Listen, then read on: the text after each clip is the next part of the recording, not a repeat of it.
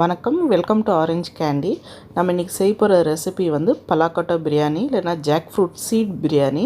So வாங்க, இந்த பலாப்பழம் சீசனில் வந்து நம்ம இந்த பலாக்கொட்டையை வச்சு எப்படி சூப்பரான டேஸ்டியான பிரியாணி வந்து நம்ம வீட்டில் எப்படி செய்யுதுன்னு பார்க்கலாம். ஸோ அதுக்கு தேவையான பொருள் என்னென்னு பார்த்தீங்கன்னா, இங்கே வந்து நான் 30லேருந்து 40 பலாக்கொட்டை எடுத்து வச்சுருக்கேன். இது வந்து நான் ப்ரெஷர் குக்கரில் போட்டு நல்லா ஒரு 4லேருந்து 5 விசில் வர வரைக்கும் நல்லா வேக வச்சு தோல் உரிச்சி வச்சுருக்கேன். வேகும் போதே வந்து கொஞ்சமாக உப்பு சேர்த்து வேக வச்சுருக்கேன். ஸோ நம்ம இன்றைக்கி வந்து குக்கரில் தான் பிரியாணி பண்ண போகிறோம். ஒரு 1 pot டிஷ்ஷாக பண்ண போகிறோம். ஸோ ஃபஸ்ட்டு வந்து ஒரு குக்கர் எடுத்துக்கலாம். அது வந்து நல்லா சூடாக இருந்தால் அதில் வந்து 2 டேபிள் ஸ்பூன் அளவுக்கு வந்து எண்ணெய் சேர்த்துக்கலாம். எண்ணெய் வந்து நல்லா சூடாக இருந்தால் அதில் வந்து நம்ம ஹோல் கரம் மசாலாலாம் சேர்த்துக்கலாம். இப்போது 1 டீஸ்பூன் அளவுக்கு வந்து சோம்பு, 1/2 டீஸ்பூன் அளவுக்கு வந்து முழு மிளகு, ஒரு பிரிஞ்சி இலை, கூட வந்து 1 இன்ச் சைஸ் அளவுக்கு வந்து பட்டை, அப்புறம் 2 கிராம்பு, அப்புறம் சின்ன துண்டு வந்து ஜாதி பத்திரி சேர்த்துக்கலாம். இப்போ இதெல்லாம் போட்டு எண்ணெயில் வந்து நல்லா வந்து நம்ம வறுத்துக்கலாம். அதை இப்போ இது வந்து எண்ணெயில் வந்து நல்லா வறுபட்டுருச்சு. இந்த ஸ்டேஜில் வந்து நம்ம இதுக்கு வெங்காயம் சேர்த்துக்கலாம். இதுக்கு வந்து ஒரு பெரிய சைஸ் வெங்காயம் வந்து நான் நீட் வாட்டத்தில் நறுக்கி வச்சுருக்கேன், அது சேர்த்துக்கலாம். அது கூட வந்து காரத்துக்கு வந்து 3 பச்சை மிளகா நீட் வாட்டத்தில் கீறி வச்சுருக்கேன். இப்போ வெங்காயம் வந்து நல்லா பிங்க் ஆகிற வரைக்கும் நம்ம வந்து வறுத்துக்கலாம். அதை வெங்காயம் நல்லா வதங்கிருச்சு. இந்த ஸ்டேஜில் வந்து நம்ம 2 தக்காளி வந்து பழுத்த தக்காளி பொடியாக நறுக்கி அதில் சேர்த்துக்கலாம்.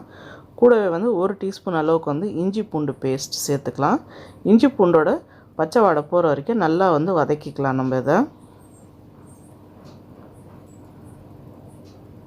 இப்போ பாருங்கள், இஞ்சி பூண்டோட பச்சை வாடை நல்லா போயிடுச்சு. இப்போ இதுக்கு தேவையான மசாலாலாம் சேர்த்துக்கலாம். 1/4 டீஸ்பூன் மஞ்சள் தூள் சேர்த்துக்கலாம். அப்புறம் 1 டீஸ்பூன் வந்து மிளகாத்தூள் சேர்த்துக்கலாம். ஸ்லைட்டாக மசாலாலாம் வந்து லோ ஃப்ளேமில் வச்சு நல்லா கொஞ்சம் அதோட பச்சை வாடை போகிற வரைக்கும் வதக்கிக்கலாம். அடுத்ததாக வந்து நான் வேக வச்சுருக்க பலாக்கொட்டையை வந்து 2 பாதியாக நறுக்கி வச்சுருக்கேன். ஸோ அது சேர்த்துக்கலாம்.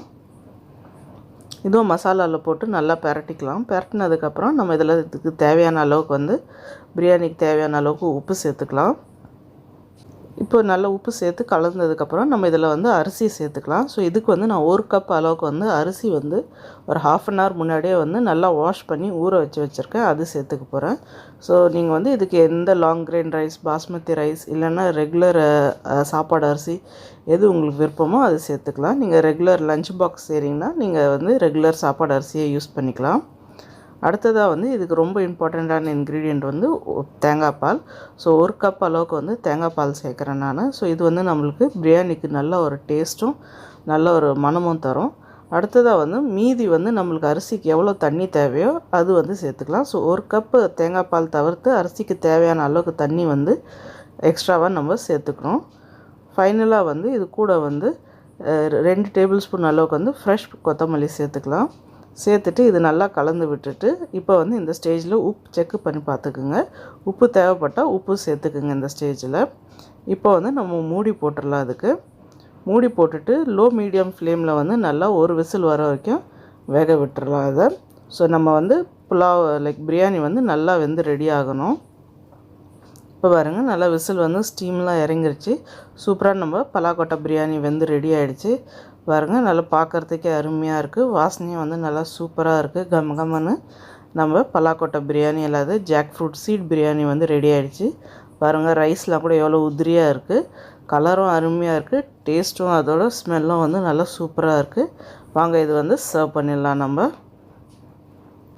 இப்போ பாருங்கள், சூப்பரான டேஸ்டியான ரொம்ப ஹெல்த்தியான பலாக்கொட்டை பிரியாணி இல்லைன்னா jackfruit seed biryani ready ஆகிடுச்சு.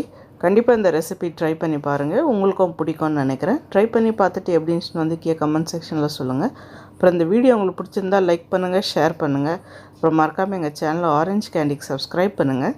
கூட வந்து பெல் ஐக்கனை ப்ரெஸ் பண்ண மறக்காதீங்க. அப்போ தான் எங்கள் சேனலோட உடனடி நோட்டிஃபிகேஷன் உங்களுக்கு வரும். நன்றி, வணக்கம்.